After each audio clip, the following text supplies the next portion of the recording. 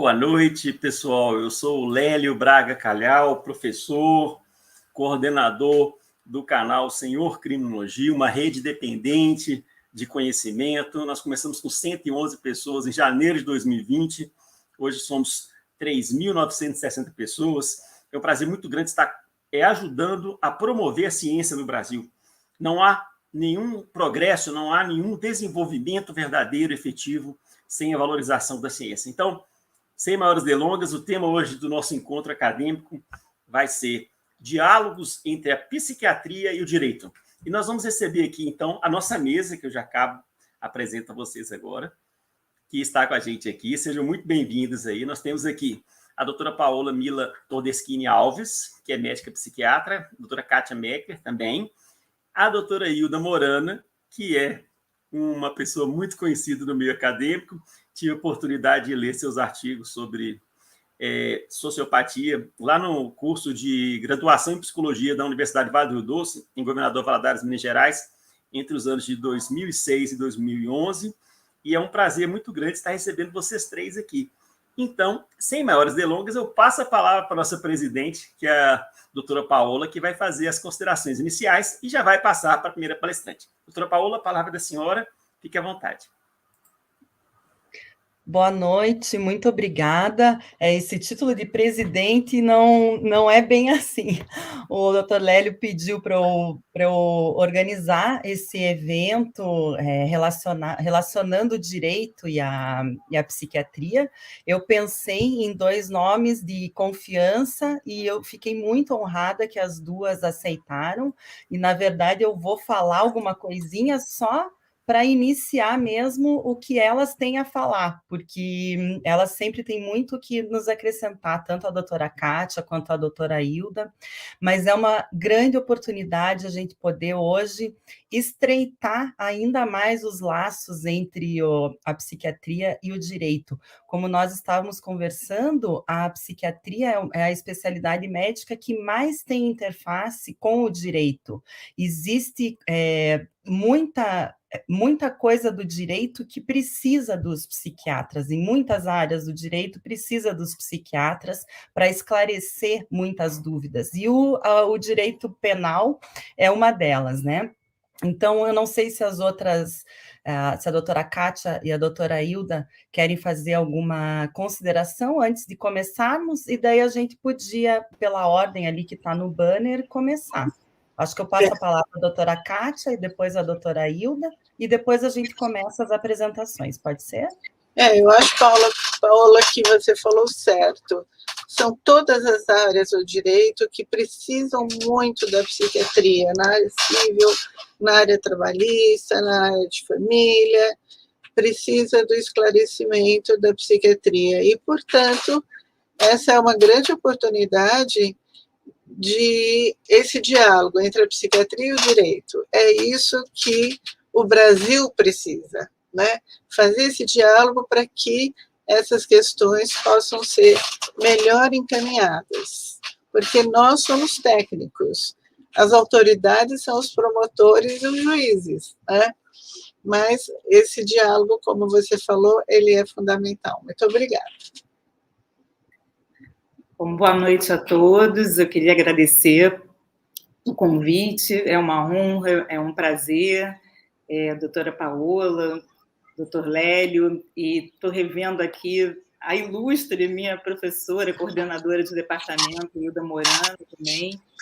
Então, eu acho exatamente o que vocês falaram. É extremamente importante que a gente tenha eventos dessa natureza, dessa qualidade. Eu fico muito feliz de ser um evento também promovido pela área do direito. Nós já tentamos muitas vezes na psiquiatria, me lembro quando nós trabalhamos muito ativamente no Departamento de Ética e Psiquiatria Forense da BP, a gente tentava trazer pessoas do direito para conversar com a gente, mas raramente eu vi o contrário, eventos de direito também buscando o diálogo com psiquiatras. Então, eu acho que vai ser um debate muito produtivo hoje. Presidente? Então, vamos lá. Eu vou começar Eu vou falar brevemente sobre o que eu me propus a falar hoje, depois eu passo a palavra para elas, para falar sobre os 3 assuntos que nós temos hoje para falar. Então, hoje, a minha ideia era, na verdade, falar dessa parte geral da avaliação da imputabilidade e inimputabilidade, quando cai quando abre o incidente de sanidade mental e vem para o psiquiatra avaliar. Então, a gente sabe que os critérios que são utilizados para avaliar se a pessoa pode ou não ser responsabilizada pelo crime que cometeu, é o critério cronológico, que é da idade, a gente hoje não vai discutir isso, e o biopsicossocial. Em relação ao critério biopsicossocial, são 3 coisas muito importantes que a gente tem que ter em mente. Então, em primeiro lugar, não basta ter um diagnóstico de doença psiquiátrica, de transtorno mental, para que a pessoa seja automaticamente considerada inimputável. Isso é o mais importante. Em segundo lugar, também não basta ter o diagnóstico do transtorno, a gente considerar que, de alguma forma, aquele diagnóstico prejudicou a capacidade de discernimento ou de autodeterminação daquela pessoa, se a gente não sabe qual foi o crime que ela cometeu. Então, o nexo causal com o crime é o mais importante, e era isso que hoje eu queria enfatizar, porque é algo que quase não se fala. Todo mundo fala muito do critério biopsicossocial, todos os questionamentos e quesitos para os peritos responderem vêm questionando se à época dos fatos havia redução do discernimento, se havia redução da capacidade de autodeterminação, mas ninguém se preocupa muito com o nexo causal, que, na minha opinião, é uma das partes muito importantes da avaliação. Então, a minha proposta hoje era trazer um caso fictício, não é um caso real, é uma hipótese, mas para que fique claro o quanto o nexo causal é importante nesses casos. Então, digamos que nós vamos falar ainda de paciente, porque é uma pessoa que não cometeu nenhum crime. É um paciente psiquiátrico que está fazendo um tratamento de um transtorno mental grave, de uma esquizofrenia. E a gente precisa, quando vai avaliar a parte da perícia, a gente precisa conhecer o histórico da pessoa antes de ter cometido o crime. Então, a gente vai fazer o contrário aqui, a gente vai partir do paciente para chegar lá no pós-crime. Então, digamos que temos um paciente com um diagnóstico de esquizofrenia, e o sintoma, a principal sintomatologia desse paciente é acreditar que a família está em algum complô contra ele.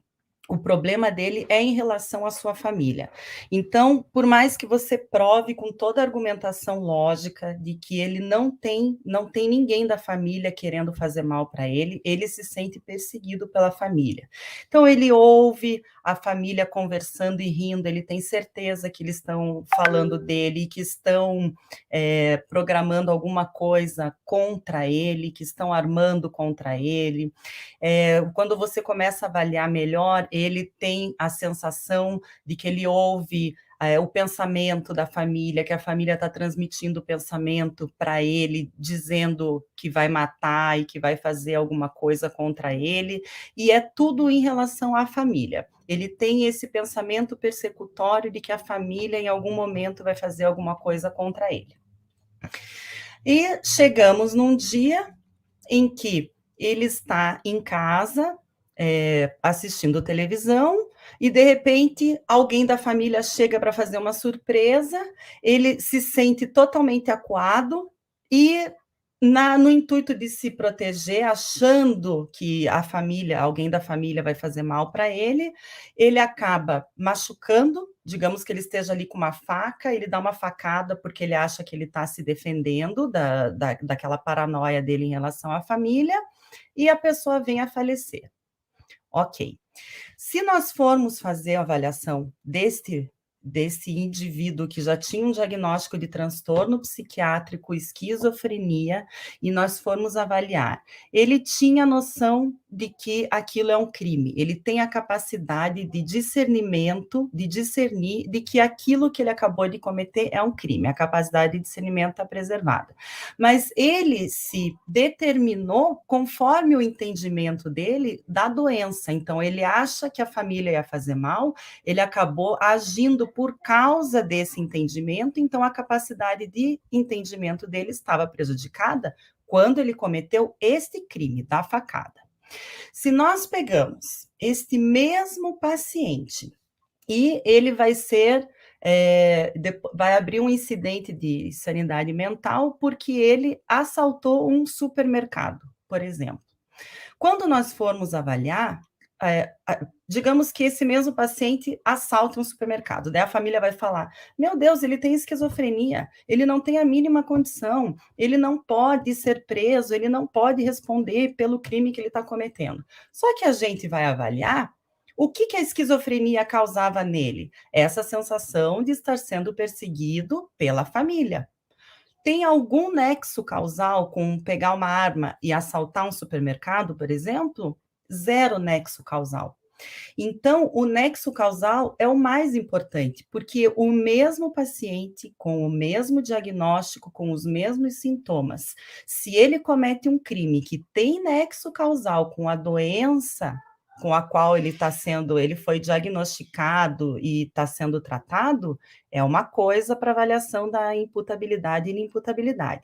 Agora, se ele cometeu um outro crime que não tem absolutamente nenhum nexo causal com a doença, ele pode ter esquizofrenia, ele pode ter o que for, mas não tem o nexo causal. Então, a capacidade de discernimento dele estava preservada quando ele pegou uma arma para assaltar um supermercado, e não tem por que a gente achar que a autodeterminação dele estava prejudicada quando ele decidiu assaltar um supermercado, porque a doença dele, os sintomas dele não interferiam em nada em relação a isso. Eu acho isso importante porque as pessoas têm essa noção de que apenas ter um transtorno mental é suficiente para ser considerado inimputável, e isso a gente vê, inclusive, no dia a dia. Eu já tive caso de perícia que não tem nada a ver com perícia criminal, perícia previdenciária, por exemplo. A pessoa falar assim para mim, se eu voltar a trabalhar, eu mato o meu chefe. Bom, se ela matar o chefe quando voltar a trabalhar, não é porque ela está fazendo tratamento para depressão que não vai acontecer nada com ela. Se a pessoa deprimida volta para o trabalho e mata o chefe, ela vai ser julgada e condenada igual a uma pessoa que não tem depressão. Mas as pessoas têm a noção de que apenas ter um diagnóstico de transtorno mental é capaz de salvar de qualquer coisa. Isso não é verdade. E mesmo as pessoas que têm um diagnóstico de transtorno mental grave, com sintomas graves, podem não ser consideradas inimputável, a depender do crime que cometeram.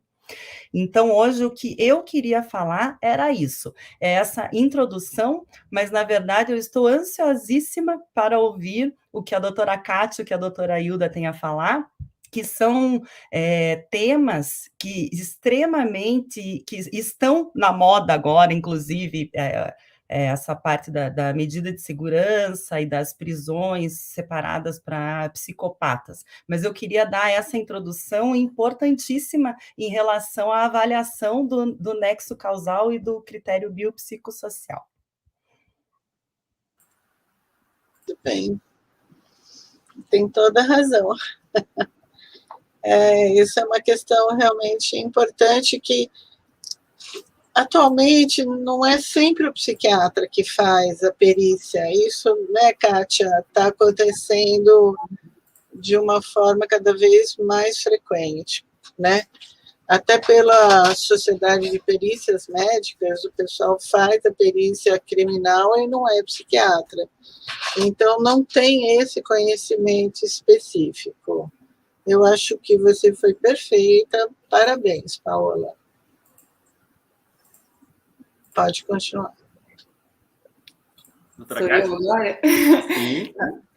Olha, achei excelente a apresentação, Paola, muito didática, elucidativa, e você trouxe algo que, para a gente mesmo, na área de psiquiatria forense, há muita divergência, né? Existem peritos que efetivamente podem pensar diferente, usar mais a parte do critério biológico, assim, uma vez tendo o quadro de esquizofrenia paranoide, o crime foi no supermercado, um assalto, isso pode acontecer no país inteiro, a pessoa ser considerada inimputável ou semi-imputável, quer dizer, sendo considerado prejuízo do entendimento e da determinação, de maneira total ou parcial. Então, eu acho assim, que você trouxe alguma coisa que, para a gente, também é muito atual e é muito importante. Aí vou pegar o gancho, porque, sendo, né, o indivíduo, e aí, como tem muita gente do direito, vocês conhecem bastante o assunto, sendo o indivíduo inimputável, ou em algumas situações também quando há semi-imputabilidade, ele é, no Código Penal brasileiro, considerado presumidamente perigoso. Tá? Então, nesse caso, não vai haver a aplicação da pena, vai haver a aplicação da sanção medida de segurança, tá?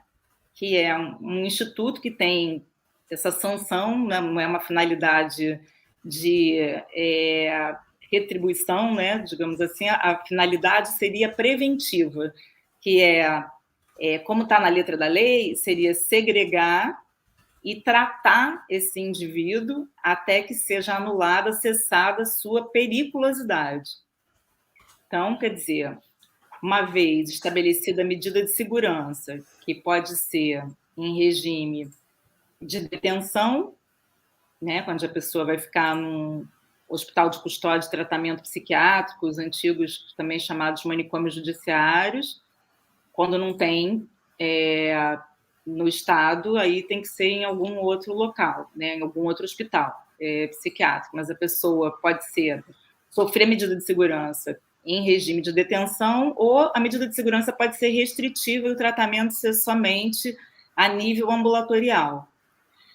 Aí vem a questão do título, foi a doutora Paola que bolou o título, as medidas de segurança, que eu achei excelente, assim, nesses anos todos de congresso, eu acho que poucas vezes eu vi um título que vai tão de encontro com um trabalho que eu venho desenvolvendo desde meados da década de 90, né? Já tem um tempo, a época da minha dissertação de mestrado, e Hilda acompanhou essa época, ela me pegou bem no início.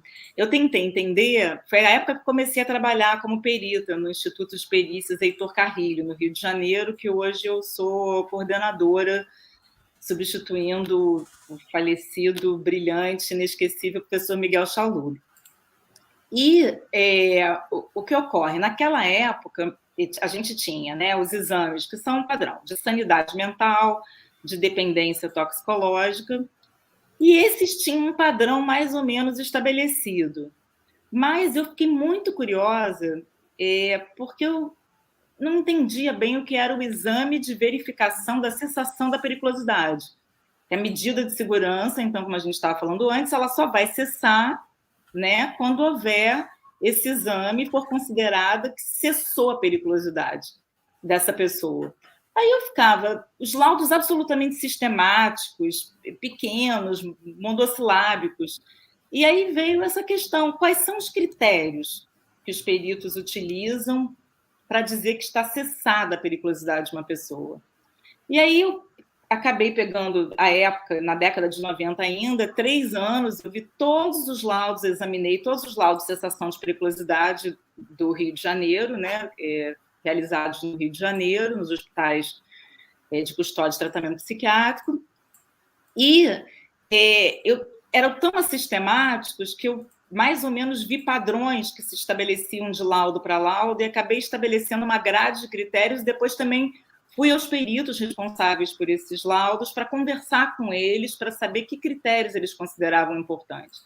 E, assim, para minha surpresa, o critério, que inclusive foi uma variável sociodemográfica que mostrou uma correlação significativa do ponto de vista estatístico com a conclusão do laudo, foi apoio sociofamiliar, que era uma coisa assim, quem tinha família poderia ter cessado a sua periculosidade. Quem não tinha família, quem não tinha ninguém, poderia ficar como... Logo que eu cheguei no Heitor Carrilho, eu examinei pessoas com 54 anos, já vivenciando uma medida de segurança, e às vezes o crime era furto, artigo 155, uma coisa assim, sabe? Então, foi uma coisa que me surpreendeu muito. Claro que tinham outros fatores também considerados importantes, como são até hoje, como presença do que a gente chama em psiquiatria, dos sintomas produtivos, quer dizer, a pessoa está com sintomatologia psicótica aguda, como delírios, alucinações, o comportamento da pessoa, se estava mais agressivo ou não, se a pessoa tinha juízo crítico da necessidade de fazer o tratamento psiquiátrico, de tomar medicação. Esses critérios também eram relevantes, mas me surpreendeu muito essa questão do apoio familiar, porque na ausência disso, a prisão não é uma prisão, né? É uma medida de segurança, mas ela seria em caráter perpétuo. E aí, indo um pouquinho mais adiante, e aí fazendo um parênteses, também não quero tomar muito, e eu tenho certeza que a professora Hilda vai dar show falando sobre isso. Esse instituto, medida de segurança, o conceito jurídico de periculosidade criminal, tiveram origem no final do século XIX dentro da escola positiva do direito penal. Do ponto de vista da psiquiatria, algumas categorias foram importantes para essa ideia do indivíduo perigoso, que já não seria mais julgado só pela gravidade do seu delito, mas também pela questão, pela causa que levava ele ao crime, né? Inclusive uma causa de motivo da personalidade dele ou psiquiátrica. Então, para quem gosta de história da psiquiatria, a gente tem a categoria da monomania, lá no iniciozinho, estabelecida por Morel, por Pinel e Esquirol. Depois a gente tem a degeneração, que foi uma categoria degenerescência, estabelecida em meados do século XIX por o psiquiatra Morel. E tem também, finalmente, a categoria do criminoso nato, que talvez vocês no direito tenham mais familiaridade, e que são categorias muito precursoras da categoria que a professora Hilda é a nossa grande expoente no Brasil, que é a da psicopatia. Então, são pessoas que não têm os sintomas lá delirantes, a alucinação, os delírios de perseguição, elas podem estar aqui no nosso meio, lúcidas, aparentemente normais, mas que não têm o menor sentimento de culpa, de remorso, têm prazer com a transgressão, são absolutamente frias, e, enfim, reincidentes criminais e em crimes. Então, essas pessoas, de fato, elas são muito perigosas.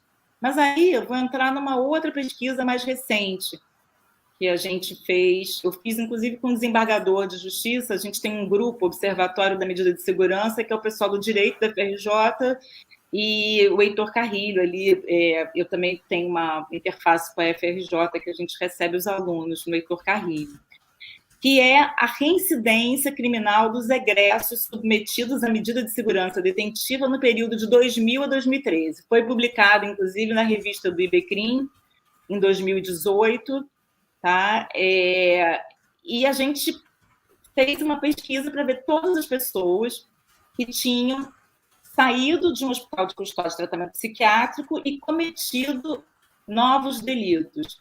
E isso nas execuções penais, né? Então, a gente tinha o registro de um novo delito, que aí a gente utilizou esse critério para reincidência ou reiteração criminal. E, para nossa surpresa, também, vocês imaginam qual é o percentual dessa reincidência criminal dessas pessoas que saíram do hospital de custódia de tratamento psiquiátrico, pelo menos na nossa amostra, no Rio de Janeiro, que girou em torno de 800 pessoas. Um chute. Alguém dá aqui ou não se arrisca? É de acordo com o diagnóstico esse chute ou é geral? Geral, o que você imagina? Pessoas saíram do hospital de custódia de tratamento psiquiátrico, né? Elas estão agora em tratamento ambulatorial, e a gente faz essa avaliação de 2000 a 2013. Qual é o percentual da reincidência, ou da reiteração? Eu vou ajudar. 40%. Eu chuto 40%. Pois é, mas não é. É menos de 7%. E sabe por quê? Porque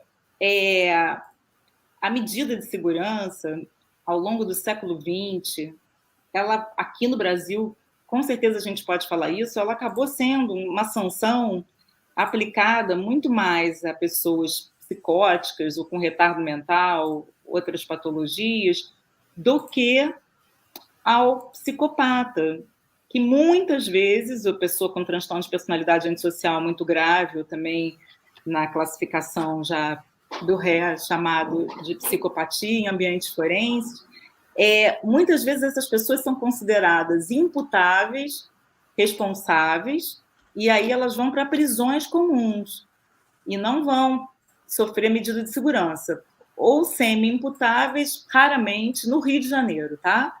E aí o juiz pode optar entre reduzir a pena, o que seria também um absurdo reduzir a pena, porque esses indivíduos são extremamente perigosos, ou substituir pela medida de segurança, que eles ficam lá manipulando e no meio de um monte de pessoas crônicas e psicóticas. Então, acaba que está tudo errado, né? A gente tinha que ter algum tipo de medida, de instituto, para esses, que aí eu acho que a professora Hilda vai poder falar muito melhor disso, e eu, enfim, estou sempre aprendendo, a gente acaba não tendo essa figura, e o que acontece, o que a gente percebeu na pesquisa da reincidência, quais eram os fatores relacionados a esse pequeno grupo reincidente?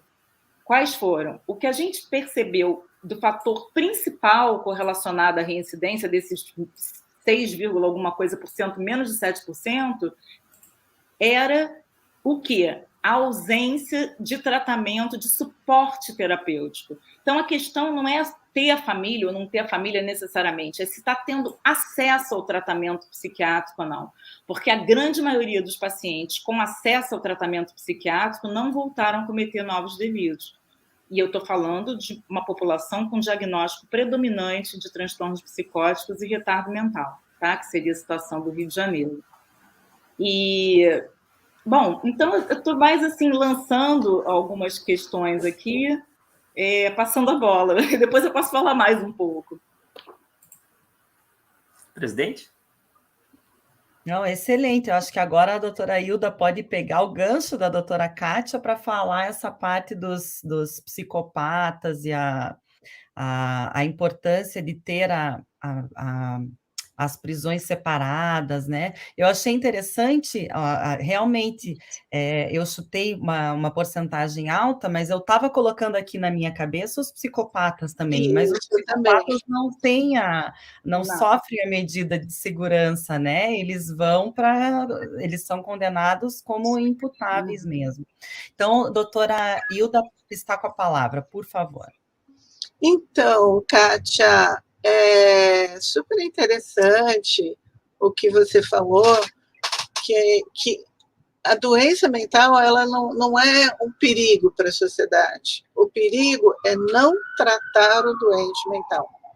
E as famílias não tratam os seus doentes, ou por preconceito. No Japão, a gente sabe que existe um tremendo preconceito.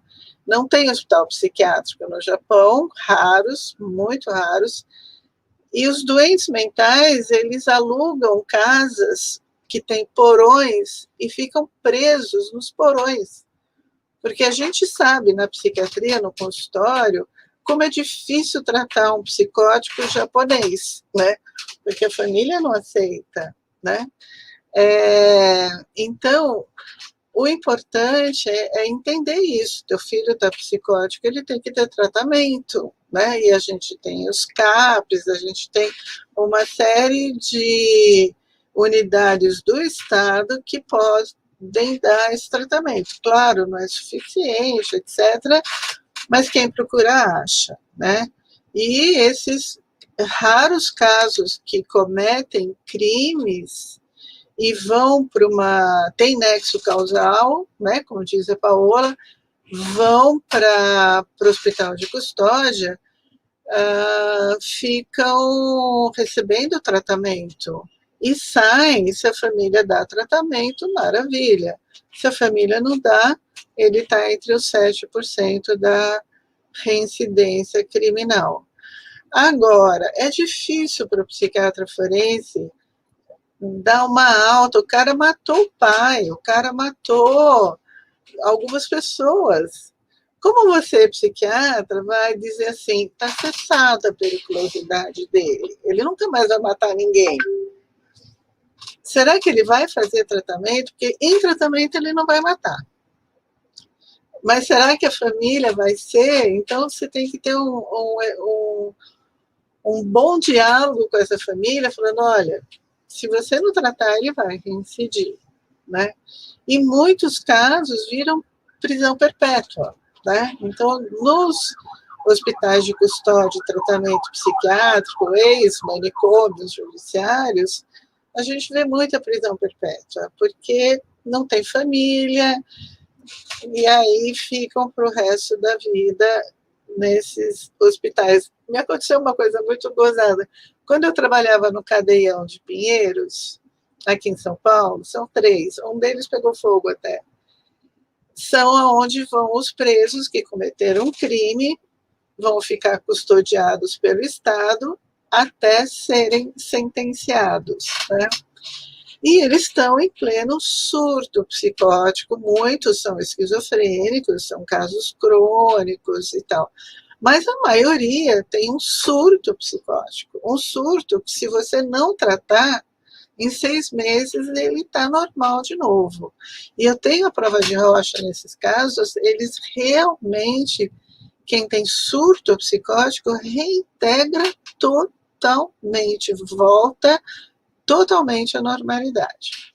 Então, muitos dos casos, eles têm um surto delirante e mata. E o psicótico, ele não planeja crime, né?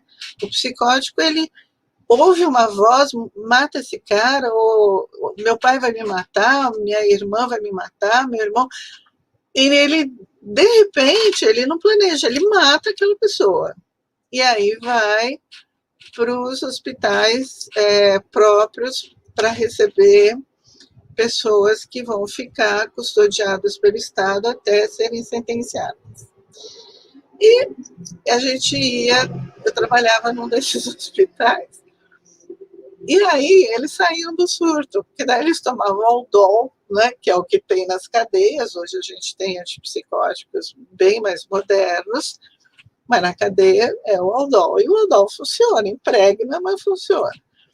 E eles saem do surto, voltam à total normalidade. Mas eles sabem que, se eles forem ter o nexo causal, que a Paula falou, ele estava ouvindo uma voz que o pai dizia que ia matá-lo, então ele mata o pai. Tem nexo causal. Ele sabe que ele vai para o hospital de custódia, né? Um hospital de custódia e tratamento, vai para o ex-manicômio. E que lá vai ser muito difícil ele sair. Porque é difícil para o psiquiatra dizer, olha, você não vai mais matar ninguém, né? Eles sabem que é preferível ficar numa cadeia, porque fica na cadeia um tempo e sai, sabe que sai. O hospital de custódia, você não sabe quando você vai sair. Então, eles chegavam para a gente, os que já estavam fora do surto, falavam, doutora, eu matei meu pai, mas foi uma briga que a gente teve, viu? Eu não estava louco, não. Eu não estava louco. Eles não queriam ser considerados loucos, porque se fossem, iam para o hospital de custódia. Isso foi só um comentário. Mas vamos para o meu tema. O meu tema é cadeia de psicopata, né? Cadeia de psicopata. Em 2004, eu terminei a tese de doutorado lá na USP, onde eu validei um exame que faz o diagnóstico da psicopatia, que é o que a doutora Kátia citou, que é a escala Hare, do autor Robert Hare, do Canadá, que pegou o trabalho de um outro autor, o Harvey Cleckey, né, que foi realmente o gênio da história, e definiu traços de personalidade dos psicopatas, né? Psicopata é o que a Kátia falou, né?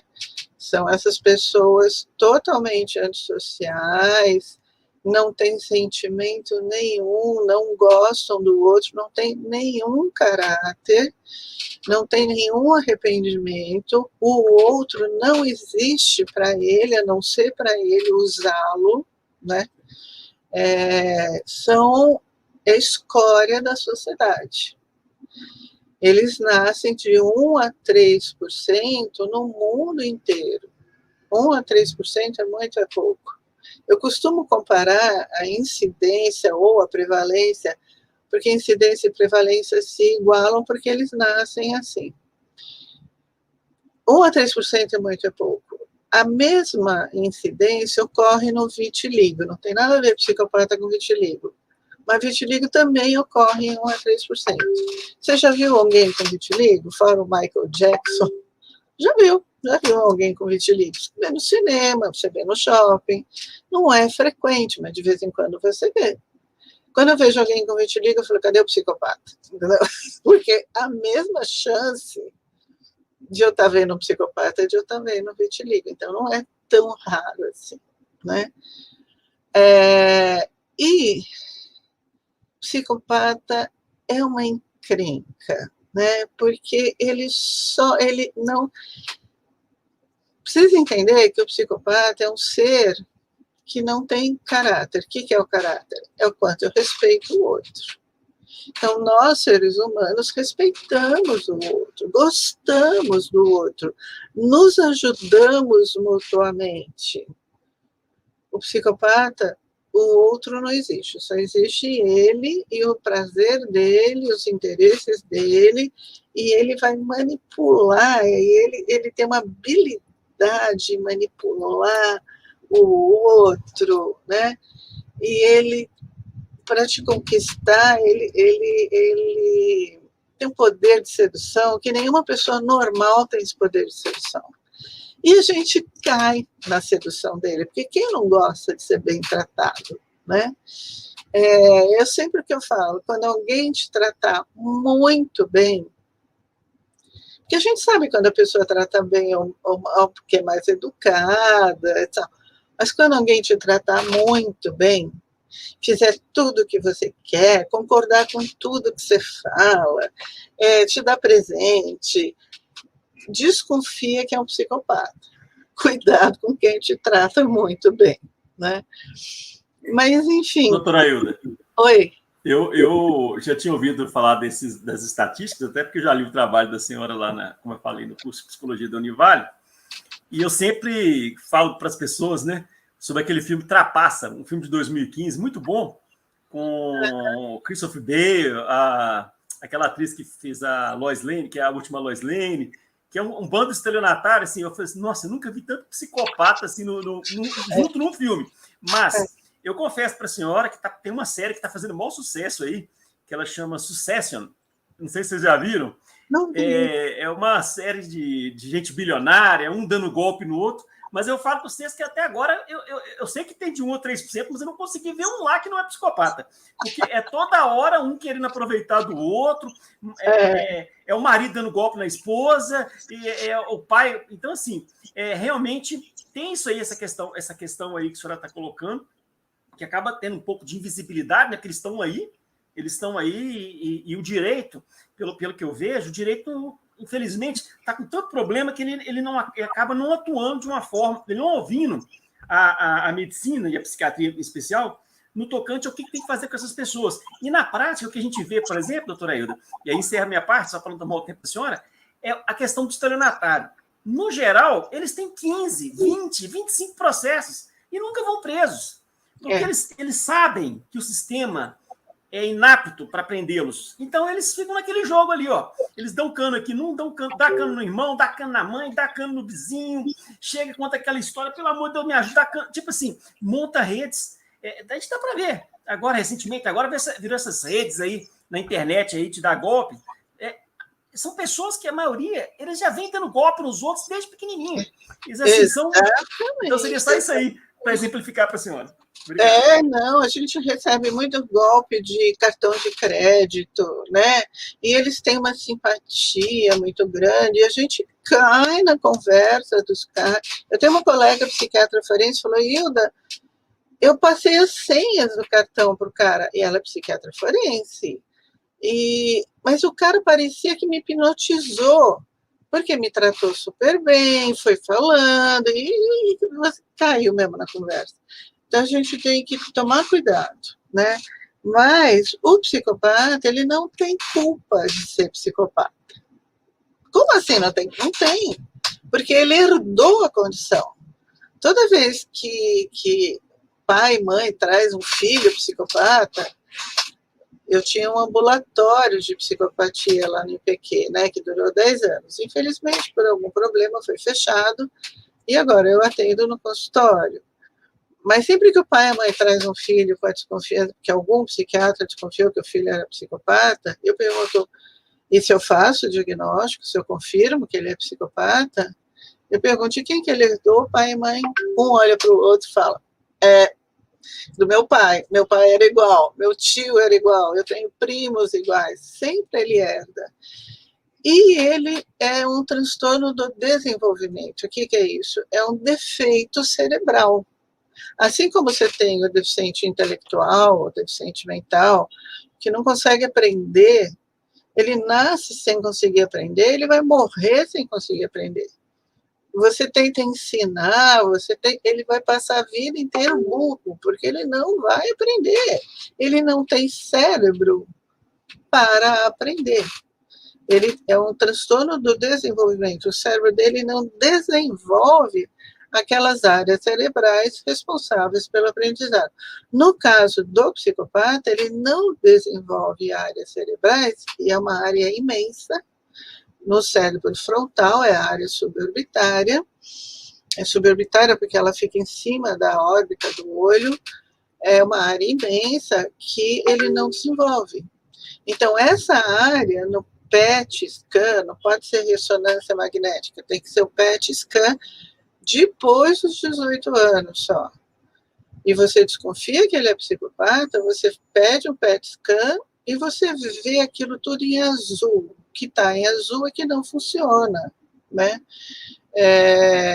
O que está em vermelho é o que está ativo. E ele tem um defeito, é como não ter uma perna. Você nasce sem a perna, você pode botar uma prótese, mas você nunca vai ter a perna. Ele nunca vai ter essa área cerebral funcionante. E essa área cerebral é responsável pelo caráter. É o quanto ele respeita o outro. Então, não adianta você tratar a psicopata com carinho, não adianta você tratar com rigor, porque ele não tem a área cerebral, ele não tem o software, né, para responder aquilo que a sociedade exige do ser humano, que o ser humano goste dos outros, respeite os outros, colabore com os outros, porque nós formamos uma rede de colaboração imensa, sempre assim, a gente vai para passeata, a gente faz trabalho voluntário, a gente participa de ONG. O psicopata não faz nada disso, o psicopata só está preocupado com ele mesmo. E aí, nas cadeias, o que acontece? Nas cadeias comuns, o psicopata, ele é ruim, ele é cruel. Então, ele pega os transtornos da personalidade, que eu chamo de transtorno parcial da personalidade, porque na CID-10, que é o Código Internacional de Doenças, eles não fazem distinção se aquele é um psicopata ou se é um transtorno mais leve. Eu faço a distinção entre transtorno parcial e transtorno global. Transtorno global é um psicopata. Transtorno parcial é um delinquente comum, né? Que rouba. E o delinquente comum, ele rouba, ele furta, ele faz muitas vezes estelionatário, mas ele não mata. Porque ele tem um resquício de afetividade dentro dele. Um resquício, é muito primitivo, né? Mas ele não é um psicopata, porque o psicopata mata, estupra, rouba, qualquer negócio, porque ele não considera, ele não enxerga o outro. O transtorno da personalidade, o transtorno parcial, é a maioria dos casos. Tanto que eles estão em 15% da população. Sabe o que é 15% da população? 15% é a população de 12 a 18 anos de idade no Brasil. A população de 12 a 18 anos no Brasil é 15%. São 35 milhões de pessoas. Então, por isso que muita gente tem a sensação que a gente vive entre pessoas ruins. Ai, todo mundo é ruim. Não, não é verdade. Só 15% é ruim. Só 35 milhões de pessoas.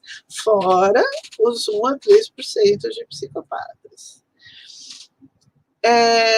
Porque se a gente vivesse entre pessoas ruins, não haveria sociedade. Não haveria instituição que desse certo, a sociedade não caminharia, a maioria das pessoas são boas, a maioria das pessoas são construtivas, trabalham, ajudam os outros, colaboram, e tal. Mas, na cadeia, você tem o delinquente comum, que roubou, furtou, mas não mata, não é psicopata. E eles são a maioria.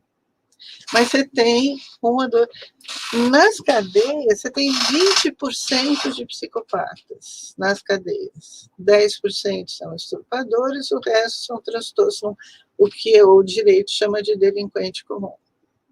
Só que esses 20% de psicopata dominam a cadeia. O que eles fazem? Eles pegam o delinquente comum, que transforma a personalidade, que furtou, roubou, e fala, olha, você vai lá e vai dar uma surra naquele cara, porque senão eu te mato. Ou você vai lá e vai matar aquele cara para mim, porque senão eu te mato. O que você faz? Você está numa cadeia, um psicopata te ameaça e te dá uma ordem que se você não cumprir, você morre. E ele que ia ficar preso 2, 3 anos, ele fica preso 20 anos, porque na cadeia ele vai matar outras pessoas a mando de um psicopata. E isso não pode ser. Tanto é que o mundo sabe disso, menos o Brasil. O mundo tem cadeias próprias para psicopata. E em 2004, quando eu terminei a tese, eu fui para Brasília. E falei, olha, o mundo, até o Chile tem, a gente não tem, mas o Chile tem cadeia para psicopata. Falei, a gente tem que, quando o cara entra na cadeia, porque furtou, roubou, matou, eu preciso aplicar um PSLR, que é super fácil de aplicar. Tem que ser uma psicóloga, um médico, uma assistente social que seja bem treinada no teste. O treinamento é rápido, né? O teste leva 90 minutos para você aplicar e falar, esse é psicopata, esse não é psicopata. Né? Se for psicopata, vai para uma cadeia de psicopata. Porque senão acontece o tumulto que acontece nas nossas cadeias. O psicopata dominando o transtorno da personalidade. E em 2004, Thomas Bastos, que era o ministro da Justiça, falava assim para mim, na época, uma cadeia custava 15 milhões de reais. Eu não vou gastar 15 milhões de reais para construir uma cadeia. Falei, não precisa gastar. Você libera uma cadeia, eu vou treinar as psicólogas a aplicar o PSLR, elas vão treinar outras psicólogas a aplicarem, e a gente faz uma cadeia de psicopata por região do Brasil. Vamos começar com uma, depois a gente faz as outras, né? E aí o assessor direto dele falava, o Thomas Basta é burro. Eu falei, ele não pode ser burro, ele é ministro da Justiça, né? Ele não tem interesse. E aí eu fui falar com os deputados, eu fiquei um ano lá, falando com os deputados, com os senadores. Eu falava, gente, eu não estou inventando nada. O mundo tem cadeia de psicopata. A gente não pode deixar o psicopata em cadeia comum, porque isso faz com que os transtornos da personalidade, que são 80% da cadeia, não saiam da cadeia. Então, a gente tem que ter, na verdade, o Túlio Kahn, que é um sociólogo que faz a estatística criminal no Brasil, ele falou, a gente tem que construir no Brasil uma cadeia para 1.000 homens por dia. Por quê? Porque os transtornos dos delinquentes comuns não saem da cadeia, porque eles vão cometendo crimes a mano dos psicopatas. Eu falei, o Brasil pode ter muito menos cadeias, porque 80% vai sair da cadeia em 2, 3, 4 anos, né? Mas não, eles ficam 20 e tem que cometer o crime para um psicopata. E aí, para falar com o deputado, você sabe, você fala com o assessor, do assessor, até chegar no gabinete do deputado. Ou a mesma coisa com os senadores. E assim eu fui. Aí eu chegava finalmente com o projeto debaixo do braço, falando, olha, é simples, a gente vai construir uma cadeia para psicopata, assim, assim, assim, assim. Ai, que interessante, doutoras, né? Eu e a minha assistente. Muito interessante o seu trabalho, mas a senhora tem que ver, né? Todo projeto a gente tem que ganhar alguma coisa. Eu falei, como ganhar? O que o senhor está querendo ganhar? Ganhar dinheiro? Com preso, né? O senhor vai ganhar que seu filho não vai ser sequestrado, que a sua filha não vai ser estuprada. E aí eu fiquei muito decepcionada com a política. Mas teve um deputado, que foi o Vicente Calcione, que pegou o meu projeto e lançou 2 projetos de lei, incluindo a escala ré. Ele fez com a FEBEM, né? E bolou uma cadeia de psicopata para a FEBEM. Já que a gente não conseguia com adulto, vamos para a FEBEM. Mas os 2, me falaram que eu tinha que fazer lobby. Eu fiz lobby. Imagina, né? Mas aí eu vi que o lobista queria falar de psicopatia, não entendia nada de psicopatia, aí eu desisti do lobby. Mas eu fiquei muito decepcionada com... A gente sabe que a política é um horror, mas viver isso é muito, muito triste. E aí, isso em 2004. E aí o PCC foi tomando força, né? Foi tomando força. Quando foi 2011, um promotor do Fórum Criminal aqui de São Paulo virou diretor do DEPEN, Departamento Penitenciário Nacional. E com uma promotora lá do fórum, eles eram muito amigos, e ela conversou com ele, e eu fui para Brasília, e finalmente o projeto ia sair. Oba, né? Então o projeto ia sair. Ainda dava tempo de construir cadeias de psicopata. E aí e ele deixou toda uma equipe, né? Era uma mesa comprida, com psicólogos, assistentes sociais, tudo para trabalhar junto comigo para implantar o projeto. Aí eu falei, muito obrigada. Aí fui na reunião e falei, que bom. Ele falou, você vai ficar a tarde toda com esse pessoal, bolando o teu projeto, né, os detalhes para a gente ver como é que vai fazer a cadeia de psicopatas. Mas está vendo aquele gráfico na parede? Aí ele vira e me mostra um gráfico na parede. Eu falei, mas o que é aquilo? Ele falou, são as cadeias do Brasil. Eu falei, eu sei, isso em 2011 eram mais ou menos 500. Ele falou, aí eu falei para ele, mas por que tantas realçadas em amarelo? Aí ele abaixou a cabeça para que a equipe não ouvisse. Ele abaixou a cabeça, ele falou, eu estou construindo 11 cadeias. Eu falei, que bom, né? Aí ele abaixou a cabeça e falou assim, isso que está em amarelo são as cadeias que eu tenho que fechar. Eu falei, como fechar? Você fecha uma cadeia? Ele falou, eu fecho uma cadeia por dia. Eu falei, você põe 1000 homens na rua todo dia? Ele falou, quase todo dia. Eu falei, mas como você põe 1000 homens da noite para o dia na rua? São presos, né? Ele falou, a Dilma mandou eu fazer isso. Eu falei, mas você é obrigado a fazer isso? Ele falou, a Dilma mandou. Eu falei, então pede demissão. Na hora a expressão dele mudou. E aí eu vi que o projeto não ia sair nunca. Eu mandei ele pedir demissão. Aí eu fiquei a tarde inteira com aquele povo, mas ele se ausentou da reunião e eu sabia que o projeto não ia sair porque eu mandei ele pedir demissão. Imagina fechar. E aí isso foi em novembro de 2011.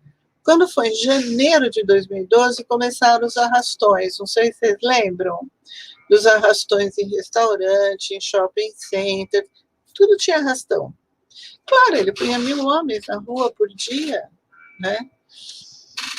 E até hoje eu não consegui o projeto, né? Quer dizer, que o Brasil está muito atrasado, porque o mundo todo, nos Estados Unidos, você tem várias cadeias de psicopatas, e no Canadá você tem várias cadeias de psicopatas, e a Kátia lembra do Júlio Arboleda Flores, né? Lembra? Ele faleceu também. Hoje só estou dando notícia ruim, né? Ele faleceu. Faleceu. Meu Deus. Ele foi um grande professor, nosso amigo do departamento, que a Kátia citou, de Ética e Psiquiatria Legal da Associação Brasileira de Psiquiatria. E ele me ajudou junto com o Herr, porque ele era amigo do Herr, e ele falava que as cadeias de psicopata no Canadá eram cuidadas por mulheres, não eram mulheres machonas. Ele falou, tem câmeras e tal, mas são cuidadas por mulheres. E, de fato, em cadeia de psicopata, nada acontece. Você fala, nossa, cadeia de psicopata, deve ficar cada um isolado, né? Nossa, nada. Por quê? Por que não acontece nada? São as cadeias mais tranquilas que tem, cadeias de psicopatas. No mundo inteiro é assim. Porque o cara que está na cadeia de psicopata, ele sabe que o colega dele também é psicopata. E que se ele fizer alguma coisa, ele vai levar. Então, eles não fazem nada. Não tem uma briga. Eles, na verdade, eles se juntam por grupos de afinidade, mas nenhum fazem umas brincadeiras de mau gosto com os enfermeiros, com os agentes penitenciários, mas assim, brincadeira por trás, eu vou matar você, qualquer coisa assim, mas nada, não chega ao ato, né? Então, cadeia de psicopata é a maior tranquilidade no mundo inteiro. E no Brasil, em São Paulo, teve uma época que a FEBEM propôs aos psiquiatras um projeto, e eu fiz um projeto de uma cadeia de psicopata para... Quer dizer, não dá para chamar o menor de 18 anos de psicopata, você chama de transtornos de conduta. Mas para os transtornos de conduta muito sérios dos adolescentes, que provavelmente vão evoluir para uma psicopatia, não é certo, mas pode ser que evoluam, né? Tem uma encrenca aí que chama poda sináptica. Aos 17 anos, o indivíduo sofre uma poda sináptica, 17, 18, até 25 anos, ele sofre uma poda sináptica e pode ser que ele era um delinquente e não é mais um delinquente depois da poda, né? Você vê muita mãe falando, ai, meu filho foi um inferno até 17 anos. Ele matava bicho, ele brigava com todo mundo, ele roubava, ele mentia, fez 17 anos, arrumou uma namorada, e a mãe sempre acha que é a namorada, né?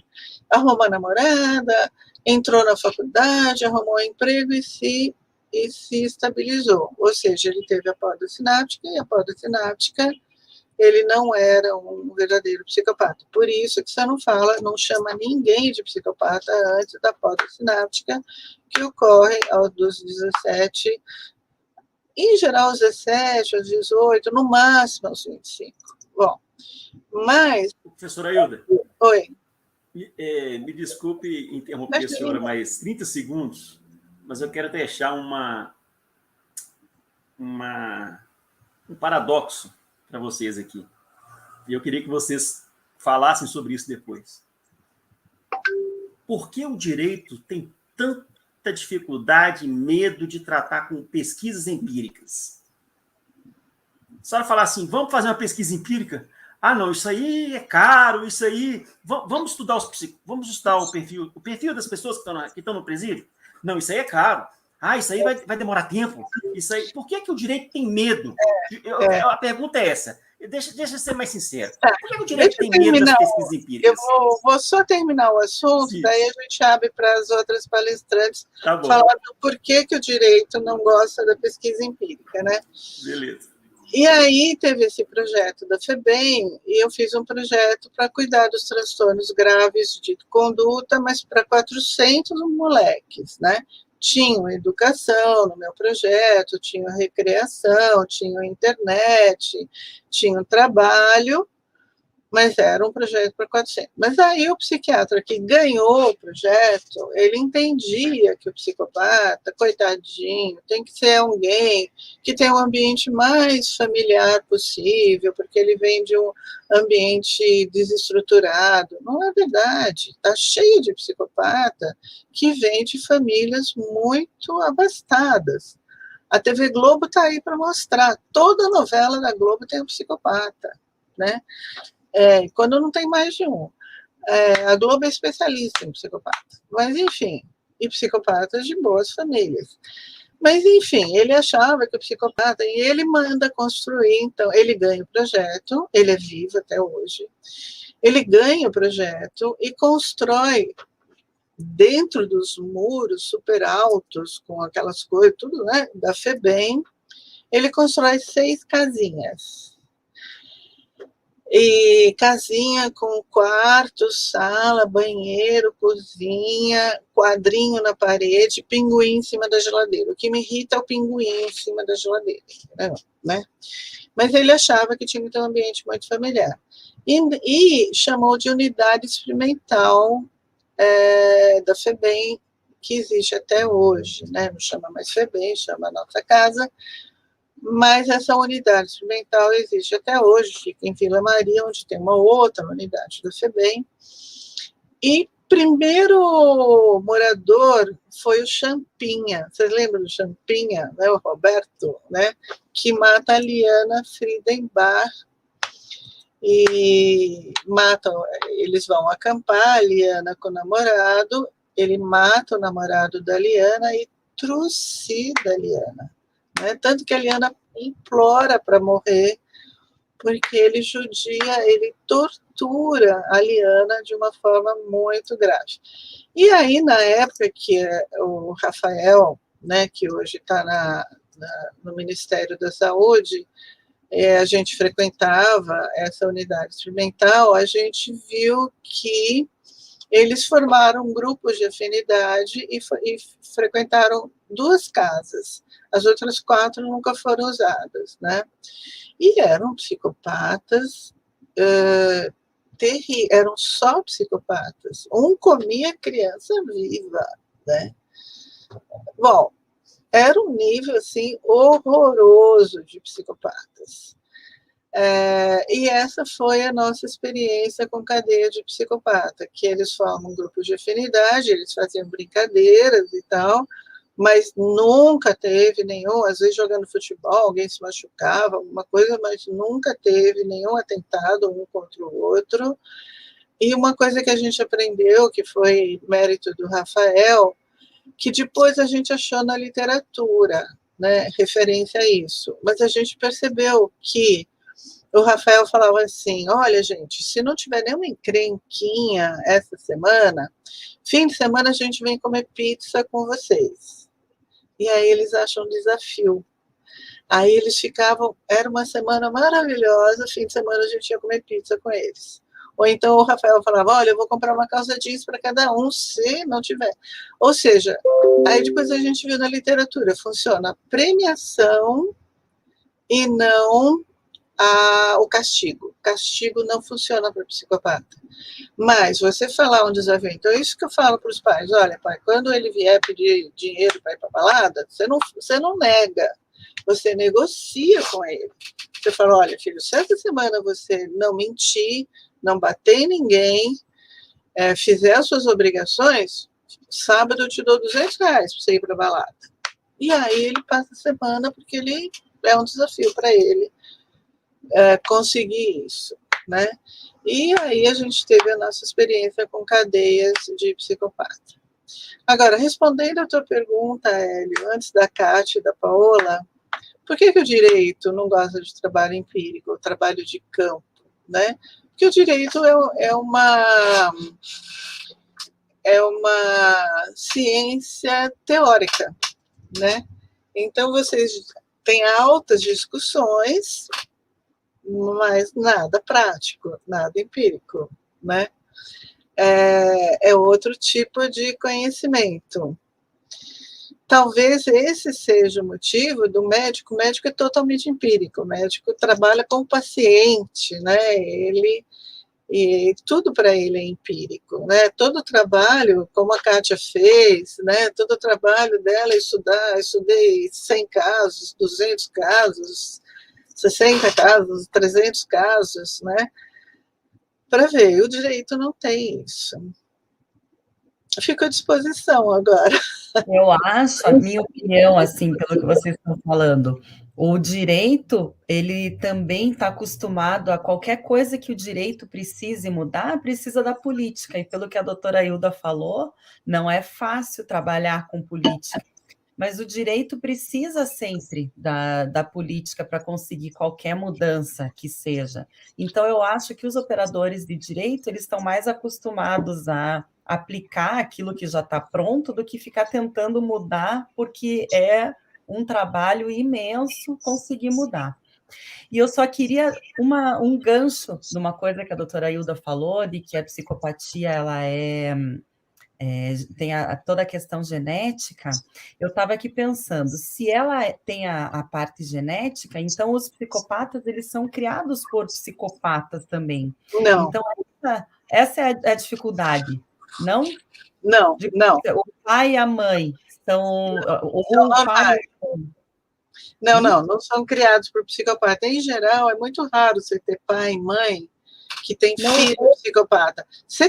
Eu tenho um paciente de Belém, ele tem um filho e 2 filhas. Os 3 são psicopatas. E o casal não é. E nem a mulher são psicopatas, mas na família dele tem vários psicopatas, né? Mas assim, em geral, tem pai que é psicopata e filho que é psicopata. Existe, mas em geral a genética humana ela pula, né, gerações. Então não foram criados por psicopatas. Em geral foram criados por pais e mães muito legais, de muito bom caráter, né? Mas ele tem esse defeito herdado que não vai desenvolver o lobo suborbitário do cérebro. E aí ele vai ser um psicopata. Eu lembrei também que nos Estados Unidos, porque, por exemplo, interdição, né? Você quer interditar um psicopata. Então, muita mulher que casa com um psicopata e quer a guarda do filho, e vice-versa, né? Porque o homem, quando casa com uma mulher psicopata, a primeira coisa que ela faz é ter filho, porque o filho é moeda de troca. Então, ela consegue grana do psicopata, do psicopata é ela. Ela consegue grana do cara pelo filho, mas enfim. E você não tem nada no direito, Hélio, que te ajude a falar, olha, esse cara é psicopata, entendeu? E nos Estados Unidos você tem uma lei, né, que a psicopatia entra nas deficiências, porque é uma deficiência, né, não é uma deficiência intelectual, mas é uma deficiência cerebral, né, e ele rapidamente é considerado psicopata, e aí ele vai ter o destino do psicopata, né, o processo está ganho pela outra parte, porque ficou provado que ele é psicopata. E outro, um PET scan nos Estados Unidos, custa $1.000, né? Tudo bem que o dólar está absurdo, mas aqui no Brasil, se você pedir um PET scan com atenção à área suborbitária, você vai pagar 11, 12 mil reais. Então, é muito caro. Mas não precisa do PET scan, porque o PCLR dá isso. Se aplicado, você não pode pegar o PCLR na internet e sair aplicando. Você tem que ter um treinamento para tal, né? Mas, então, a gente não tem nenhuma lei para psicopata. É triste, o Brasil está muito atrasado, muito atrasado. Eu temo dizer, doutora Hilda, que nós não temos nada, nós não temos uma base de dados confiável, nós não temos informações confiáveis, nós não sabemos quem são os psicopatas que estão presos ou que praticaram crimes. Quando você vai discutir esse assunto, sempre vem um pouco de ideologia, no sentido de falar assim, isso é direito penal do inimigo. Isso aqui não tem nada a ver. Nós estamos discutindo outro assunto aqui. Então, assim, falta um amadurecimento, inclusive, das pessoas para se discutir esse tema. Mas eu queria ver a doutora Kátia. A doutora Kátia também... Deixa só a Kátia falar. E o psicopata, ele é muito manipulador, ele é muito sedutor, e ele convence o advogado, ele convence o promotor, ele convence o juiz que ele é um anjo. E é fácil cair na conversa. Eu temo dizer para a senhora, doutora Hilda, que o psicopata hoje, na minha percepção, eu vou falar percepção porque eu não tenho pesquisas, eu não tenho dados confiáveis para poder afirmar isso. Mas na minha percepção de agente do Estado, o psicopata é o campeão da impunidade, porque eles praticam... Eu nunca vi uma pessoa praticar 15 crimes, 15 estelionatos e continuar solta. É verdade. Mas ele sabe que a lei, ele sabe que como o crime não tem violência ou grave ameaça, vai ser difícil ter a preventiva. Ele sabe que se ele recorrer de tudo, ele vai ter uma prescrição. Ele sabe jogar, ele sabe calcular as coisas, às vezes, melhor que os promotores, os advogados, os juízes. Então, assim, mas aí eu só queria falar isso aí, porque eu acho que esse é o grande problema do direito hoje, do direito penal, porque esse grupo de pessoas, eles brincam com a justiça, eles vão lá 15, é igual traficante de animais. Eu sei que tem gente pobre que vende animais para o tráfico de animais, mas tem gente que está ali claramente tendo dinheiro, lucrando, dinheiro mesmo, vivendo disso. A pessoa pega 30 vezes e está indo da justiça. Mas, doutora Kátia, perdão, senhora, de puder falar para a gente? Eu estou te interrompendo, Kátia, desculpe. Mas agora esqueci, peraí. A idade o que eu ia falar do psicopata? Depois eu lembro, então. Deixa a doutora Kátia falar isso na volta incompleta, doutora. Tá bom. Kátia, desculpe. O som. Sim, agora abri. Está aberto agora. Pode ir, doutora Kátia. Abriu? Abriu. Então, Lélio, eu acho que a tua pergunta, mais do que a resposta, eu acho que o importante foi você fazer essa pergunta, né? Você estava dizendo que já fez direito, psicologia, já está aí acabando o doutorado. Então, eu acho que é para pessoas como você que essas pesquisas... Quem sabe você não se anima com alguma coisa nessa área. Agora, eu fico extremamente preocupada com a lei de execuções penais, porque tudo bem que não tenha prisão para psicopata e a gente esteja super atrasado, estamos atrasados. Agora, eu acho que pessoas, por exemplo, como a Hilda tem vocação, ela vai a qualquer lugar do Brasil, ela poderia dar treinamento em aplicação de PCLR, porque o que acontece? O psicopata, ou ele vai ser considerado imputável para prisão comum e vai ter a lei ali, a progressão de regime, tranquilamente, ele vai tendo a progressão sem nenhuma questão, ou então ele pode ser considerado semi-imputável, se for para medida de segurança vai sair rápido, porque vai dar um jeito de sair rápido, e se ficar na prisão, ele tem, aí paradoxalmente, na nossa legislação, a gente tem no artigo 28 a possibilidade do Código Penal da redução da pena, quer dizer, ainda tem reduzida a pena. Então, eu acho que isso é um problema extremamente sério, assim, a gente não fazer o diagnóstico quando a gente sabe que a reincidência criminal... os psicopatas são responsáveis pelo menos por 80%, né? Tem estatísticas que giram em torno de 80%. Isso é muito alto. Enfim. Kátia, A Kátia tem toda a razão. O problema de você fazer o diagnóstico de psicopatia é que você tem certeza que ele vai reincidir, porque da natureza dele, como falava a Paula no começo, ele não tem capacidade de determinação, ou seja, ele, lógico que ele não vai fazer o crime na frente da polícia, isso ele sabe, porque ele, intelectualmente, ele não tem problema nenhum, ele sabe que o que ele faz é errado. Mas ele é da natureza dele, é que nem a fábula do sapo e do escorpião, né? É da natureza, o escorpião vai picar o sapo, não tem conversa, entendeu? E ele vai reincidir. A Lia estava perguntando, a Lia Venda estava perguntando, apareceu aqui, se existe tratamento que possa atenuar o psicopata. Lia, existe. A gente ficou 6 anos lá no ambulatório do HC pesquisando uma medicação que ia ajudar, porque esse era o meu intuito quando eu montei o ambulatório. A gente achou uma medicação. Essa medicação, ela faz com que o psicopata, que é um ser extremamente excitável, porque ele não tem o caráter para tranquilizá-lo. Então, por exemplo, nós, de excelente caráter, né? A gente, um cinema, passeio no shopping, uma festinha, qualquer coisa para a gente estar de bom tamanho, uma viagenzinha, maravilha. O psicopata precisa de muito mais intensidade para satisfazer, porque ele não tem a sociabilidade, ele só tem a individualidade. Então, a individualidade, ela fica aflorada.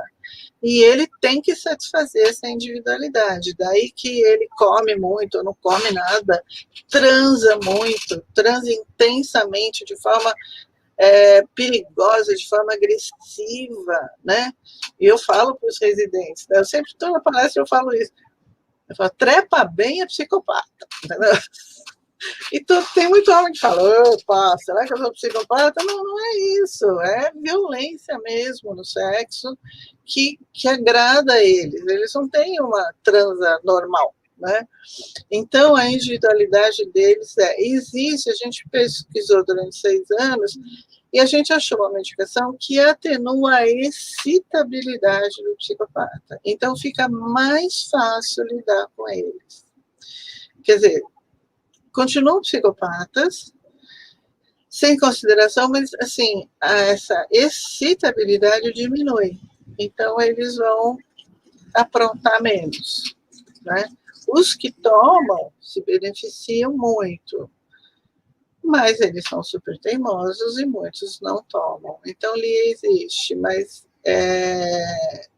como é um defeito, nunca vai existir uma medicação que vai corrigir a parte cerebral que lhes falta, né?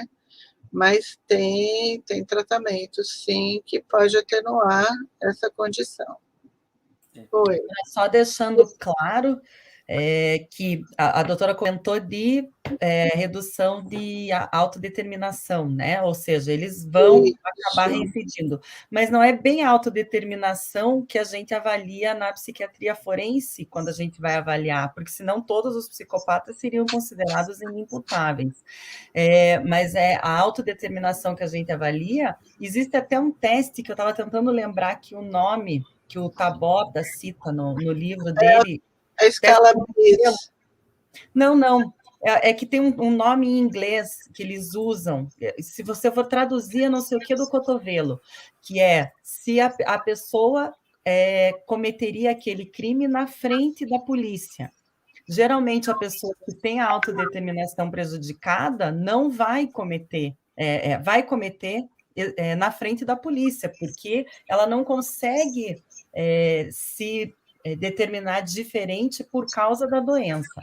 O psicopata não, apesar dele querer cometer o crime, de ter essa ânsia de cometer o crime, de saber que aquilo é errado, ele faz de tudo para esconder o crime, para não ser pego. Então, ele tem a determinação prejudicada pela doença, mas, ao mesmo tempo, ele faz com que é igual o que o doutor Lélio estava comentando, né? Ele não quer ser pego, que os transtornos psiquiátricos puros mesmo, que vão levar à inimputabilidade, a pessoa mesmo na frente da polícia, se tiver que cometer o crime, vai acabar cometendo. Acho que só existe essa diferença. A determinação que eu digo que falha no psicopata é porque é da natureza dele. Não tem como impedi-lo de reincidir em crime, porque é da natureza dele, ele vai reincidir. Então, a capacidade de determinação de, porque a gente faz besteira na vida e aprende a não fazer mais, mas o psicopata não, né? Teve uma pergunta aqui, se é genético. É genético, é puramente genético, mas não é genético de pai para filho, não é recessivo, né? Tem tios, primos, avós, mas sempre tem alguém na família que ele herdou a condição. E por que, por exemplo, eu tive um pai que tinha 5 filhos. E ele vem fazer perícia no IMESC, né, com a gente. Aí ele fala assim, olha aqui, doutora, eu tenho 5 filhos, só esse é bandido, a senhora vai me dizer por que os 4 não são? O professor tem toda a razão. Os seus 4 filhos não são, mas o senhor pode ter neto dos 4 filhos que não são psicopata. Porque todos têm a carga genética para a psicopatia. Mas o que acontece? Né? Você tem a epigenética. O que é a tal da epigenética? São fatores que desencadeiam aquele gene a atuar ou não. Então, por exemplo, se a epigenética está sendo... Os estudos estão voltando. Por exemplo, na Segunda Guerra, mulheres holandesas passaram muita fome, muita privação. E elas tiveram maior número de filhos esquizofrênicos. Ou seja, a fome facilitou o gene da esquizofrenia a nascer mais esquizofrênico, né? Se não fosse a fome, teria sido uma quantidade de esquizofrênicos normais. No caso da psicopatia, o fator epigenético é o cigarro, porque não é o álcool, não é a fome. Então, viu-se um trabalho que já foi replicado, mulheres que fumam durante a gravidez e têm genética para psicopatia vão ter mais filhos psicopatas.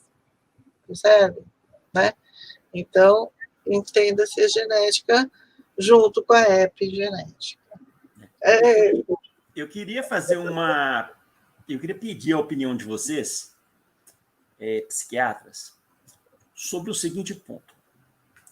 Por que a sociedade idolatra ainda a figura de alguns psicopatas? Vamos dar um exemplo aqui do Ted Bundy.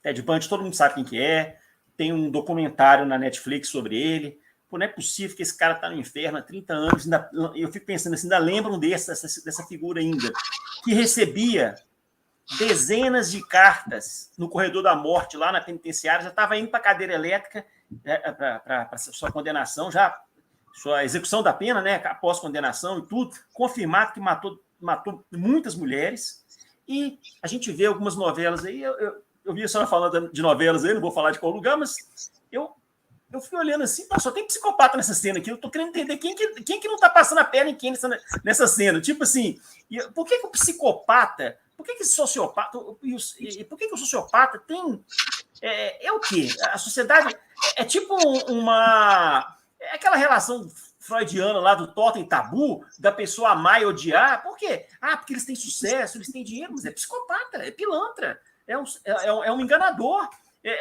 Eu fico vendo assim, como é que vocês veem isso? O que leva a isso? Eu queria ouvir vocês. O ser humano é mórbido, né?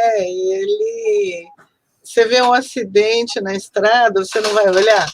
Você vai olhar, não tem jeito de você, não, tudo bem, não é comigo. Não, você vai olhar, né? Porque você tem esse prazer mórbido, tal. Agora, lembra do maníaco do parque? O maníaco do parque recebia cartas, assim, das mulheres querendo ter sexo com ele e fantasiando momentos com ele. Ele vai matar a mulher, né? Porque é o que ele sabe fazer, né? É o que ele gosta de fazer, matar a mulher. Mas elas queriam ter sexo com eles, né? E teve uma que ele matava com uma cordinha de varal, né? De nylon. E uma que ele tenta matar, e não sei o que acontece, que no fim ele não mata, mas ela fica com a marca da corda no pescoço. E eu ia no escritório do advogado, a advogada, lê essa carta, porque é ela que entregava as cartas para o marido do pai. Eu ficava cartas com beijinho, com perfume, e ele ganhava milhões de presentes. Eu falava, mas fica essa mulher imbecil, né? Fico mandando essas cartas para ele. E ela tinha essa marca, e você precisa ver a carta que ela escreve, dizendo que aquela noite, a intensidade da sexualidade dela, que ela queria repetir aquela noite, ela vai morrer. Olha, eu não entendo isso. Vocês entendem, Kátia? Você entende? Eu acho assim que tem a ver com o que você está dizendo, mas também tem a ver com... Ah, já me soltou aqui, Lélio? Já estou não silenciada, né? Tá tranquilo, pode falar. Eu acho que tem muito a ver, o Cailda falou, mas acho também que tem a ver com poder, né? O fascínio pelo poder. E eu vejo agora essa geração mais jovem, e eu acho que as séries também, que fazem muito sucesso, elas dão um glamour danado nisso, tem, assim, frisson com a transgressão, sabe? É como se tudo que tem a ver com repressão é anacrônico, valores chatos. Então, acho que existe uma forma assim, de ter prazer com a transgressão que é observada de uma maneira excessiva, gigante, pelo psicopata, e que ele acaba sendo muito sedutor e tem muito poder. Eu acho que tem a ver com isso também. Eu acho que as pessoas tendem a não acreditar que determinada pessoa é capaz daquilo. Você vê ali o Ted Bundy, risonho, super sociável, conversando, e dava piscadinha quando saía ali da audiência. As pessoas tendem a não acreditar que ele realmente é capaz de fazer tudo aquilo. Parece que querem experimentar, querem ver com os próprios olhos. Eu também não sei explicar esse fascínio das mulheres em mandar carta para serial killer, mas, no geral, os psicopatas, no geral, eles passam despercebidos durante muitos anos pelas pessoas que estão ao redor. Tanto que é muito comum. Tem, inclusive, um livro, inclusive, do Ted Bundy, eu nunca li, mas, se eu não me engano, um dos livros é de uma repórter que estava investigando sobre ele, e sobre os crimes que ele tinha cometido, e ela acabou descobrindo que ele era vizinho dela. O Ted Bundy, a porta ao lado, uma coisa assim. Ela estava pesquisando sem saber que tudo que ela estava pesquisando era relacionado ao vizinho dela. E depois ela manteve os estudos dela e era sobre o vizinho. Então, ela contou, em parte, essa experiência dela de ser vizinha de um serial killer, sem imaginar que ele era um serial killer.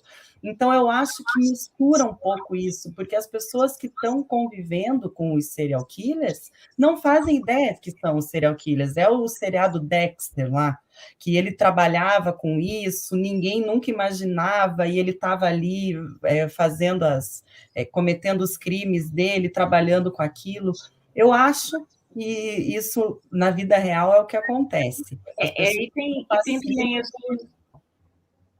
tem uma outra questão também, que acho que a Hilda também abordou, da sexualidade, né? Porque fica uma sexualidade muito violenta, mas é interessante, porque tem pessoas que querem, de uma maneira também masoquista, sentir, experimentar a dor, a quase morte, essa mistura, né, da sexualidade com o que tem de mais mórbido e sombrio, mas dando excitação e dando prazer. Isso acontece. É verdade. Tem o caso do canibal alemão, na Alemanha, que ele morreu a mãe, ele era de uma grande fortuna e faz um muquifo para práticas sexuais abusivas.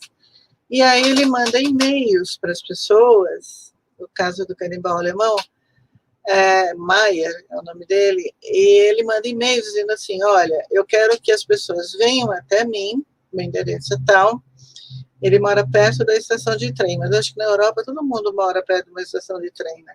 Mas, enfim, mas tem que saber que vão morrer de tanto sexo, que o sexo vai ser tão violento que as pessoas... Vocês não imaginam o que ele recebeu de resposta, o que foi de gente na casa dele. Só que na hora de morrer, o pessoal fugia e tomava o trem. Né? Até que teve um que topou a brincadeira e aí reclamou do canibal alemão. Mas eu achei que eu ia morrer. Falou, não, volta que você vai morrer. Enfim, o canibal alemão. Mas o Hilda, é interessante que quando ele foi preso... tinham vários pedaços de corpos no freezer, sabe? Ele tinha uma coleção de pedaços assim dentro da geladeira. É que ele mata um professor de música e esse professor de música ele dá o pulmão para o gato dele comer, o gato do canibal, e deixa os pedaços do professor na geladeira. E vai comendo durante a semana até que ele vai preso, né? Mas é uma morbidez, assim, estranha, né? As pessoas terem é o que a Kátia falou, acho que a sexualidade está muito envolvida. Seria violência doméstica entre o casal, o caso de psicopatia dupla e ou recíproca? A Lia está perguntando, a Lia Venda de novo. A violência doméstica, você pode ter caso de transtorno da personalidade ou de psicopatia mesmo. Se ele mata a mulher, provavelmente é uma psicopatia. Mas a psicopata com psicopata, eles não é muito raro. Tem casos onde eles casam, mas em geral o psicopata pega aquela vítima boazinha, legal, simpática, né? Então não. E um psicopata não ia aceitar essa violência doméstica, né? Então acho que não existe essa reciprocidade que a Lia está perguntando.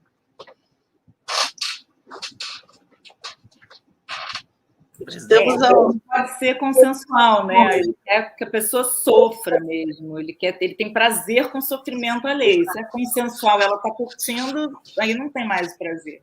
Exatamente.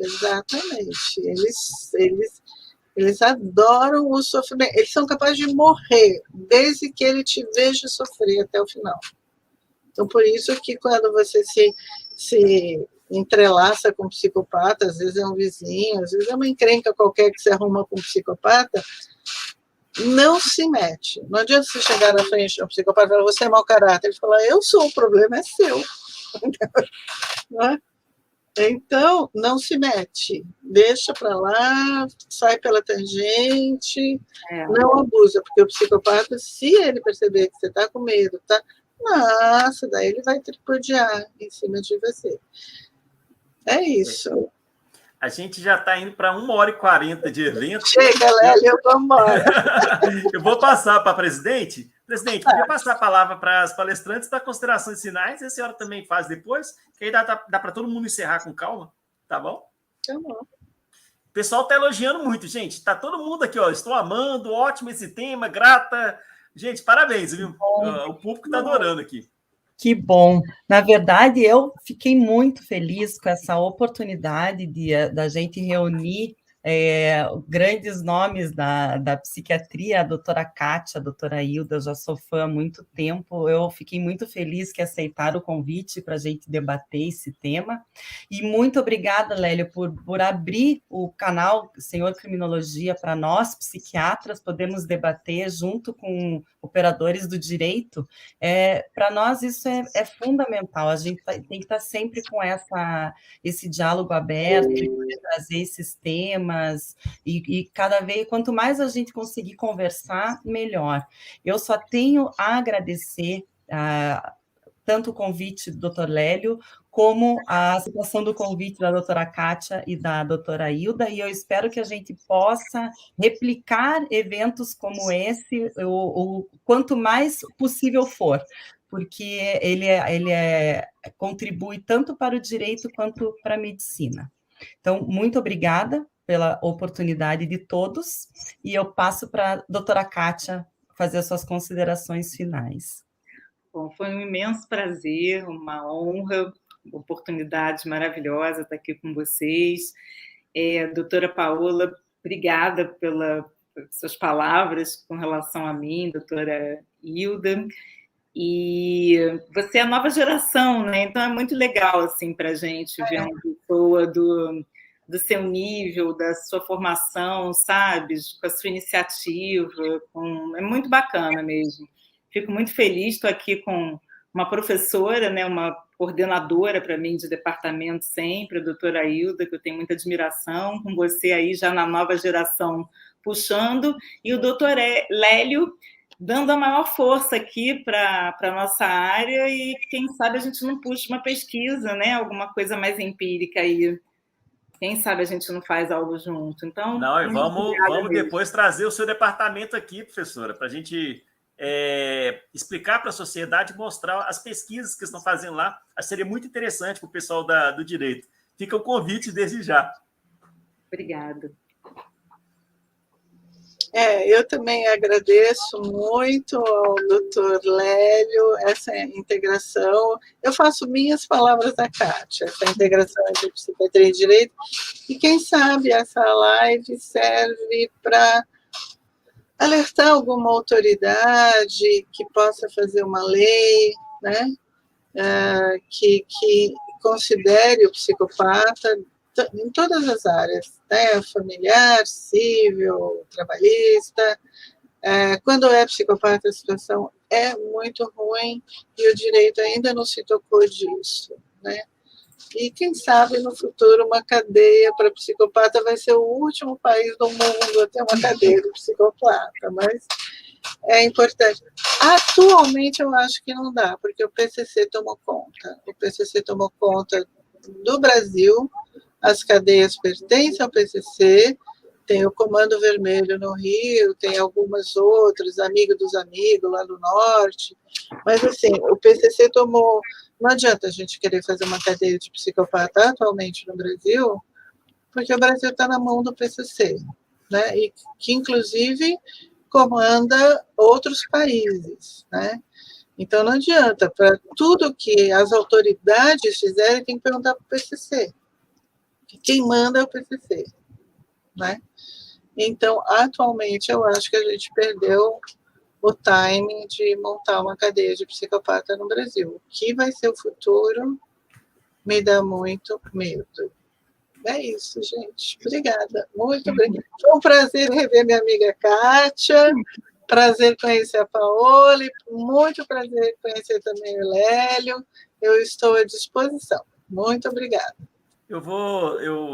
Já que eu sou um intruso aqui, o outsider, eu vou só encerrar, usar minhas palavras aqui, para falar o seguinte: como que a falta de investimentos na ciência está prejudicando o Brasil, né? Eu abri hoje o Globo, o Estado de São Paulo, e eu só lia notícia ruim falando sobre redução de verba de pesquisa, da vida precária que os nossos pesquisadores estão passando aí, com valores assim que estão achatados. E eu fico pensando assim, qual que é o futuro desse país sem investimento na ciência? Eu fico muito triste de pensar que isso... eu vi até uma notícia concreta que um remédio estava faltando, deixou de ser fabricado ou foi prejudicada a sua produção, porque um órgão de pesquisa nosso que mexe com medicina nuclear não tinha recebido verba para comprar os insumos. Então, assim, a gente fica muito triste de ver isso aí, mas, assim, acho que nós desejamos que o Brasil recobre o seu caminho, né? Eu acho que divergências dentro da democracia, elas vão existir sempre, mas o respeito à ciência, uma condenação assim, de todos a esse negacionismo científico.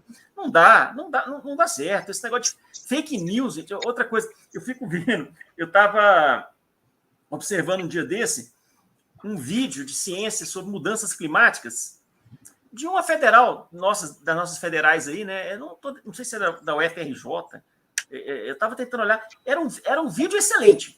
Ele tinha 20 acessos. Eu fiquei assim, gente, como é que um vídeo da UFRJ maravilhoso desse tem 20 acessos? E o dos youtubers lá, dos influenciadores digitais, tem milhões de acessos sobre mudança climática. Eu falei, gente, tá tudo errado, o mundo está de cabeça para baixo. A gente tem que valorizar a fonte confiável, e a fonte confiável é a ciência.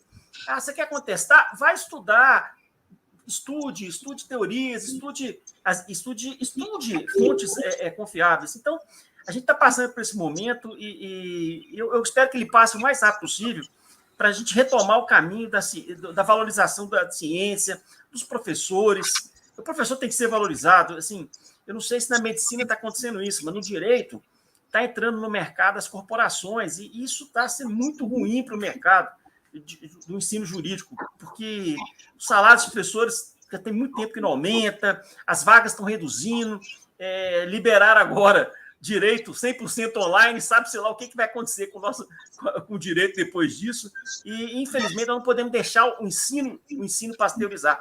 Nós temos que sempre lutar pelo progresso da ciência. Então, meninas, me permita chamar vocês de meninas, de uma forma muito carinhosa, muito obrigado por tudo, obrigado por vocês terem cedido a hora de descanso, de estarem com suas famílias, para o desenvolvimento da ciência. E, doutora Paola, muito obrigado por ter presidido o evento. Um grande abraço, gente. Nos encontramos em breve em mais um evento científico. Tchau, tchau.